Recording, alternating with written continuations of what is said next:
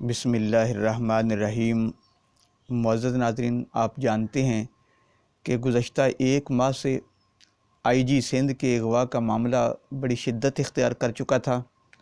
اور بلاول بھٹو زرداری صاحب کے مطالبے پر آرمی چیف صاحب نے اس واقعے کی انکوائری کرانے کا حکم دے رکھا تھا، اور چند دن پہلے پی ڈی ایم کے اجلاس میں بھی اس رپورٹ کو منظر عام پر لانے کا مطالبہ کیا گیا تھا۔ معزز ناظرین، گزشتہ روز وہ انکوائری رپورٹ جب منظر عام پر لائی گئی تو اس انکوائری رپورٹ نے کئی طرح کے سوالات جو ہیں وہ کھڑے کر دیے ہیں اور ایک نیا پنڈورا باکس کھول دیا ہے۔ اگرچہ اس انکوائری رپورٹ میں بہت بڑی تشنگی موجود ہے، اور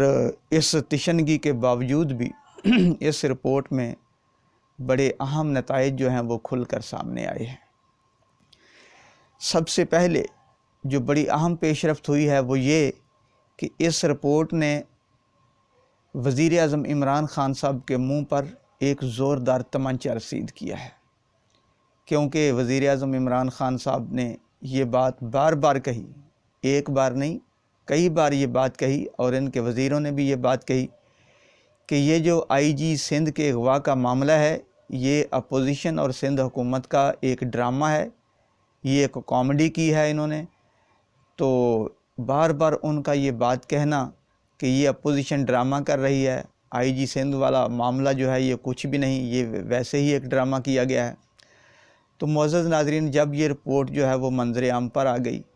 اور اس رپورٹ کے اندر واضح طور پر یہ بات بتائی گئی ہے کہ اس واقعے کے پیچھے رینجرز اور آئی ایس آئی کے لوگ ملوث تھے، اور جب یہ رپورٹ سامنے آئی تو ان کو جو ہے وہ اپنے عہدے سے بھی برطرف کیا گیا، ان کو اپنے عہدے سے ہٹایا گیا۔ تو اس رپورٹ کے منظر عام پر آنے کے بعد ایک تو یہ بات ثابت ہو گئی ہے کہ وزیر اعظم عمران خان صاحب جو ہیں وہ بالکل ایک کٹھ پتلی اور مورے کے طور پر بیٹھے ہوئے ہیں، ان کے علم میں کوئی بات نہیں لائی جاتی، اور فیصلے جو ہیں وہ کسی اور جگہ پہ ہو رہے ہیں، اور ان کو یہ ایک بہت بڑا دھچکا لگا ہے کہ آج واقعی یہ بات ثابت ہو گئی ہے کہ یہ حکومت واقعی ایک کٹھ پتلی حکومت ہے اور بنی گالہ تک محدود ہے اور فیصلے جو ہیں وہ کسی اور جگہ پہ ہوتے ہیں۔ اور اس رپورٹ کے آنے کے بعد میں سمجھتا ہوں کہ اس رپورٹ نے خان صاحب کو ان کی اوقات جو ہے وہ یاد دلا دی ہے، اور اس رپورٹ کے آنے کے بعد اگر ان کے اندر غیرت نام کا کوئی ادنا سا شائبہ بھی موجود ہے، کوئی ادنا سی جو ہے وہ رمق ان کے اندر موجود ہے، تو ان کو فوری طور پر اپنے عہدے سے استعفیٰ دے دینا چاہیے اور گھر چلے جانا چاہیے۔ معزز ناظرین، اس رپورٹ کے منظر عام پر آنے کے بعد جو سب سے اہم اور بڑا رد عمل سامنے آیا ہے وہ میاں محمد نواز شریف صاحب کا رد عمل ہے۔ میاں محمد نواز شریف صاحب نے اپنے ایک ٹویٹ کے ذریعے اس رپورٹ کو فوری طور پر ریجیکٹ کر دیا ہے، اس کو مسترد کر دیا ہے، اور ان کا موقف بڑا واضح ہے کہ اس رپورٹ کے اندر اصل کرداروں کو جو ہے وہ چھپایا گیا ہے، اور یہ بات نہیں بتائی گئی کہ اتنا بڑا واقعہ جو پیش آیا ہے جس میں آئی جی سندھ کو اغوا کر لیا گیا، اس میں اصل کردار کون سے ہیں، کن کے حکم پر یہ بات ہوئی۔ اتنا بڑا واقعہ جو ہے وہ عام افسر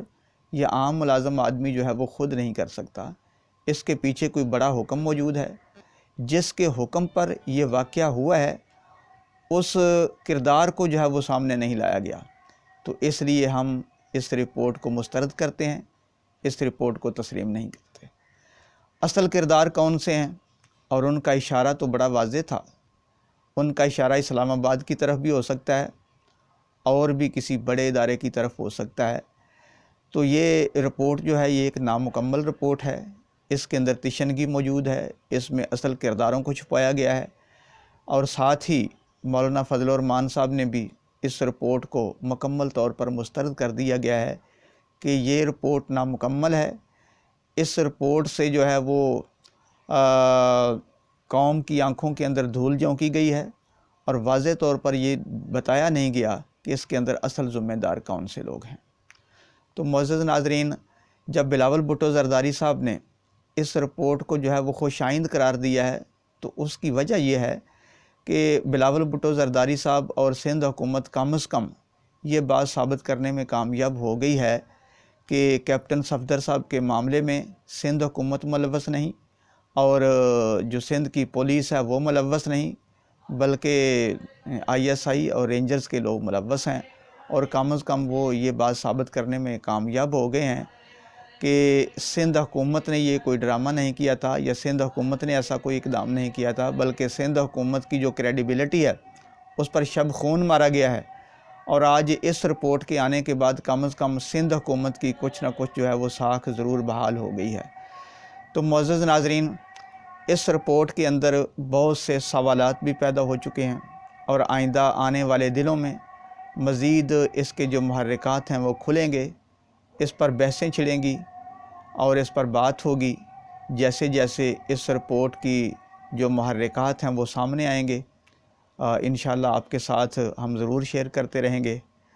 اللہ تعالیٰ سے دعا کرتے ہیں کہ اللہ تعالیٰ ہمیں صحیح حقائق کو سمجھ کر ان پر عمل کرنے کی توفیق عطا فرمائے۔ اللہ تعالیٰ ہم سب کا حامی و ناصر ہو۔ والسلام، اللہ حافظ۔